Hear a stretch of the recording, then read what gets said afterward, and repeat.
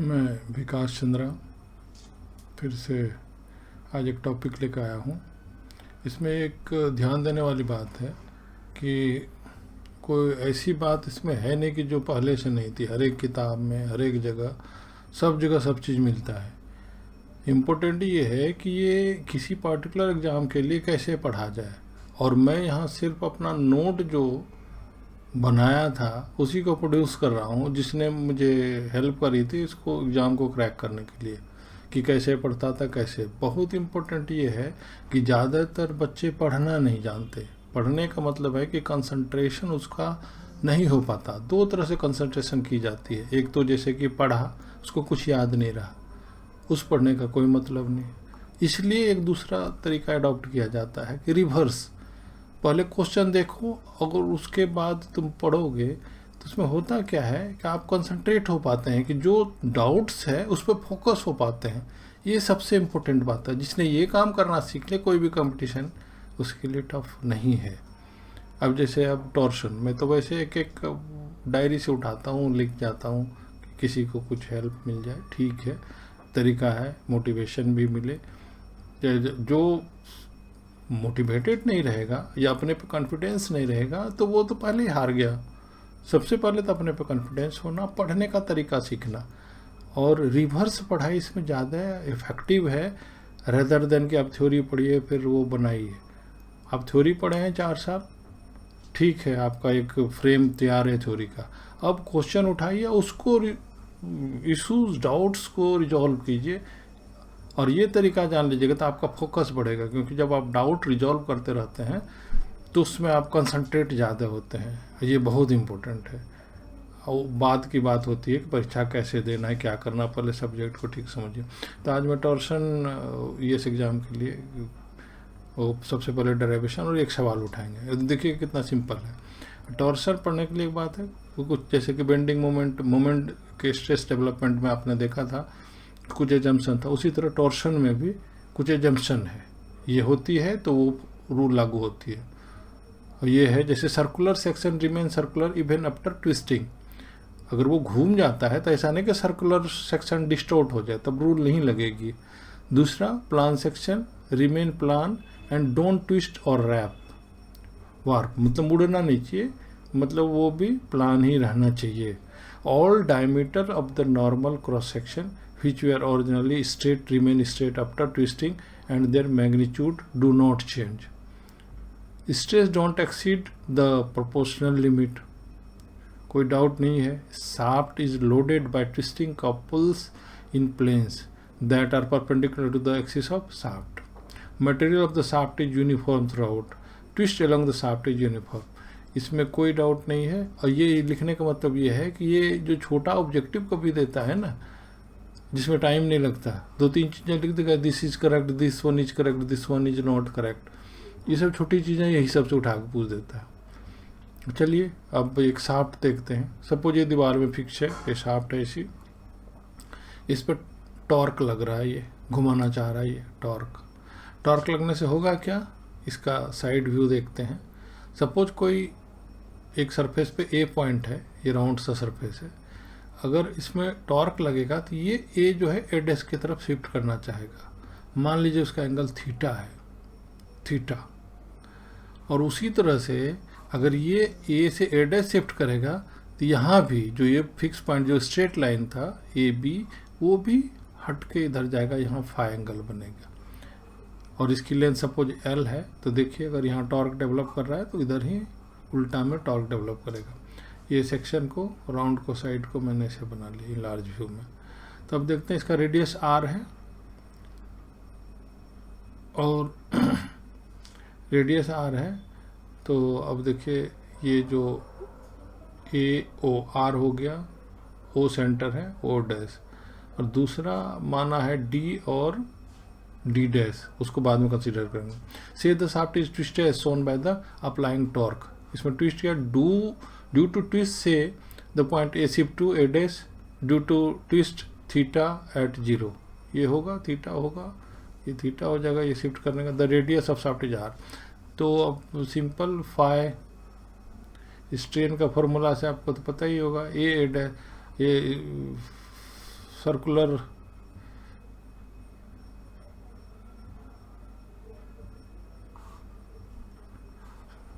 Strain का formula से ये देखिए यहाँ से a dash l l upon r, यही सर्कल का ही रूल लगेगा।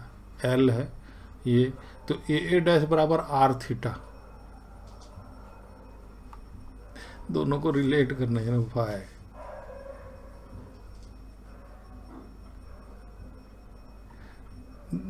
इसमें सिंपल ये है कि ये किस सर्कल का यूज कर रहे हैं, एक यहाँ से इसको यूज कर रहे हैं। अगर थीटा लेंगे तो a dash upon r, a dash upon r, a b, यहाँ ये गलती है, ए डैश अपॉन आर, तो आर ये तो फाई लिखा, इधर थीटा लिख दे, गलती है। और उसी तरह से ए डैश बराबर एल फाई बराबर आर थीटा, ये एक रिलेशन यहाँ हो गया आर थीटा बराबर ए डैश आर थीटा इस सर्कल से, और यहाँ से क्या हो गया एल साई, एल साई बराबर दिस, वही ए डैश बराबर एल साई। इसका मतलब आर थीटा और एल साई बराबर हो जाएगा। मतलब सिंपल दो, एक सर्कल ये यूज कर लिया, एक यहाँ से यहाँ जो सर्कल में यहाँ से यहाँ खींचका ये यूज किए, theta upon l by r, दोनों को बराबर कर दीजिए, इसमें कोई दिक्कत नहीं हो, ये रिलेट हो जाएगा, ये रिलेट हो जाएगा। फाई बराबर आर थीटा अपॉन एल। अब आप ये जानते हैं सी मॉडुलस ऑफ रिजिडिटी बराबर शियर स्ट्रेस टॉप पर, अगर यहाँ shear stress Q S develop किया तो साई, साई ये एंगल है जो कि आप शियर स्ट्रेस, इसका डिफिनेशन ही होता है q s shear of surface, c modulus of rigidity psi, shear strain बोलते हैं इसको। ये फॉर्मूला में कोई दिक्कत नहीं है, ये पहले भी पढ़े हैं। अब देखिए Q S upon C are theta upon L, इसको R theta upon L phi phi को बराबर कर लिया शियर स्ट्रेन को, ये फार्मूला डेवलप कर गया आपका सी theta upon l q S N पर। Consider other point D R. अब ये जो मैंने बोला था यहाँ से सीधा आर पे कंसीडर किया था, कोई बीच में पॉइंट कंसीडर कर लीजिए डी डैश पे, सपोज आर डिस्टेंस पे, प्रोपोर्शन है वही रेशियो होगा, डी डैश बराबर आर थीटा एल साई, मतलब q divided by c are theta upon l. तो उसमें जैसे पहले निकला क्यू एस सरफेस पे ये है बीच में, आर मतलब उसके नीचे ही है, तो उस जगह का अगर शियर ले लें तो वो प्रोपोर्शनल आर, मतलब उतना दूर का आर होगा। तो इसका मतलब ये q upon c, q upon r, c theta upon l, q S upon, ये सरफेस का है फुल आर है, ये बीच का शियर है, उसका डिस्टेंस सेंटर से सी थीटा अपन, ये रिलेशन आपको इस्टेब्लिश कर गया एक। अब है now moment of resistance. Suppose ये सर्कल है, तो एक सपोज डेल्टा एरिया को कंसीडर करते हैं, तो क्या होगा q s max shear stress at surface, ये तो मैक्स तो सरफेस पे हो गया। Consider element d a r distance पे कंसीडर किया, तो क्यू बराबर r q s upon r, ये फॉर्मूला से देखिए क्यू बराबर आर, छोटा आर है ये suppose q s upon are, इसमें कोई दिक्कत नहीं है। अब देखिए total shear stress Q into D A, यहाँ का शियर स्ट्रेस और इस एरिया से मल्टीप्लाई करेंगे, कर दिए तो शियर स्ट्रेस इस एरिया का हुआ। अगर फुल का लें फोर्स इंटू आर, फोर्स है r q s d a into r, इससे मोमेंट डेवलप करेगा, इससे फोर्स में आर से मल्टीप्लाई करेंगे मोमेंट निकलेगा, तो ये हो गया आर स्क्वायर दिस वन। इसको अगर इंटीग्रेट करेंगे टोटल मोमेंट ऑफ रेसिस्टेंस निकलेगा r square d a q S upon, इसको जी बोलते हैं polar modulus of inertia, polar modulus of q S upon r. एक दूसरा रिलेशन एस्टेब्लिश हुआ torque divided by polar modulus of moment of inertia q s surface का shear और radius, ये formula आपको डेवलप किया। अब दोनों को जोड़ दीजिएगा तो ये फार्मूला आपको बन जाएगा, ठीक है। इसमें अभी एक इम्पोर्टेंट बात है, टॉर्सनल रिजिडिटी क्या होता है, t upon j c theta upon l. If l and theta be unity, l and theta, then c j upon t, this value, thus torsional rigidity C is the torque that produces a twist of radian in a shaft of unit length, unit length का है, 1 radian अगर हो तो ये बराबर ये है। ये सब पढ़ने की इसलिए ज़रूरत है कि बेसिक दिमाग में बैठा रहे, क्योंकि छोटी छोटी ऑब्जेक्टिव्स होती है, इसी सब से निकलता है। अगर ये पता ही नहीं होगा केवल आप प्रॉब्लम बनाएंगे, बहुत सवाल छूट जाता है। वैसे ये करके आप टेक्स्ट बुक तो ज़रूर पढ़िए, जितना पढ़ सकते हैं पढ़िए, लेकिन है कि पढ़ने का तरीका जानना चाहिए, फोकस्ड हो, कंसंट्रेटेड हो और आप ढंग से पढ़ें। अब टोर्शन एक्कम्पेड विद बेंडिंग। अब देखिए सपोज उस बीम पे, सपोज मान लीजिए ये एक बीम है, एक इसका बेंडिंग काम कर रहा है, एक रोटेशन काम कर रहा है। दो चीज़ें हो गई, दोनों अलग अलग एक्सिस पे है। सपोज कीजिए कि एक एक्सिस इधर है, ऐसा एक्स एक्सिस इधर, ये इधर। तो मेरा कहने का सेंस है कि एक टॉर्शन जो है इधर घुमा रहा है आपको, और बेंडिंग इस पे घुमा रहा है। दोनों दो तरह काम कर रहा है इसमें, इस बात को ध्यान देना है, ठीक है। तो अब सीयर जो जैसे टॉर्सन है कॉम्पोनेंट विद मेथड, तो सीयर हो गया आपका टी आर अपॉन जे, और क्यू एस आप निकाल सकते हैं, टी आर बराबर डी बाई 2 पाई डी 4/32 16 ये हो जाएगा। उसी तरह बेंडिंग का एम वाई पुन आई, ये फार्मूला पहले भी ड्राइव किया हुआ है, बस इसको वैल्यू पर दिस होना। अब देखिए प्रिंसिपल स्ट्रेस P12 पर आप लोगों ने वो देखा होगा, Px plus p y divided by 2 plus minus Px plus p y 4 tau x y का 1/√2, उसमें एक वैल्यू इसमें है नहीं, तो इसलिए ये इसका बेंडिंग ही है, तो बेंडिंग एक तरफ है तो एक बेंडिंग आया, दूसरा वैल्यू ख़त्म हो गया, तो ये फार्मूला बन रहा है उससे।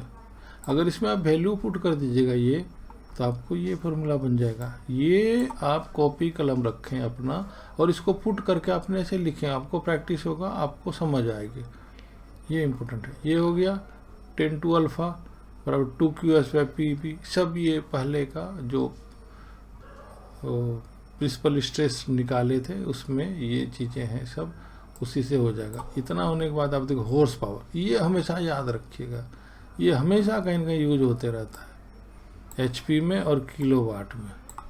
ये बड़ी सिंपल सी है। से शाफ्ट इज सब्जेक्टेड तो horse power transmitted by a shaft is subjected to an average torque t kg पर metre, rotate n rpm, transmit p horse power. तो क्या होगा relation, angle turn by shaft 1 revolution 2 pi radian, angle turn by shaft in 1 minute 2 pi n radian.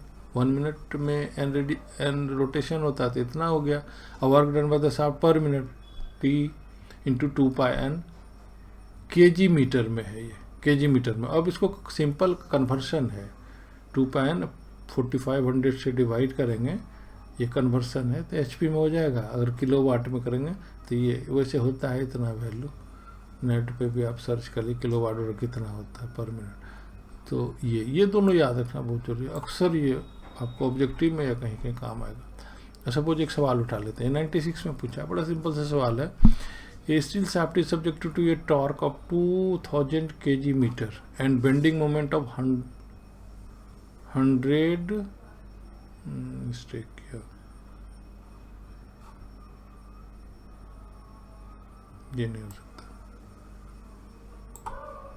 2000 kg metre torque, ये भी kg metre, diameter of shaft 10 centimetre, kg metre होगा ये, देखिए लिखने में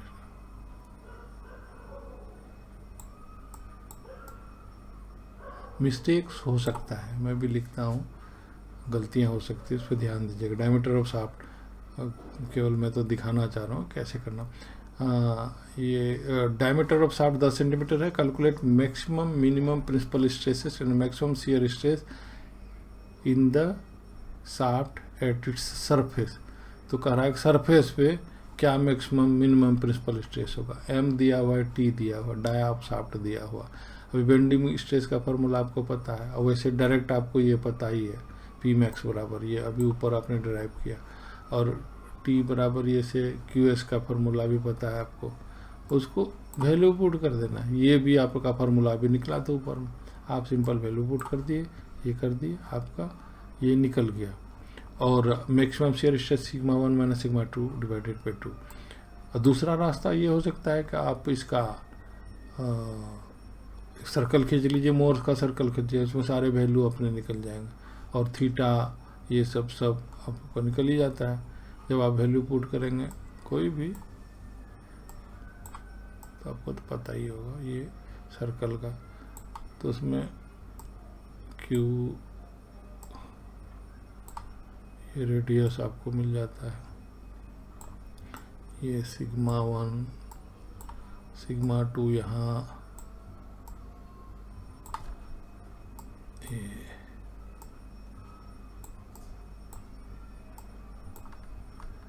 ये शियर क्यू।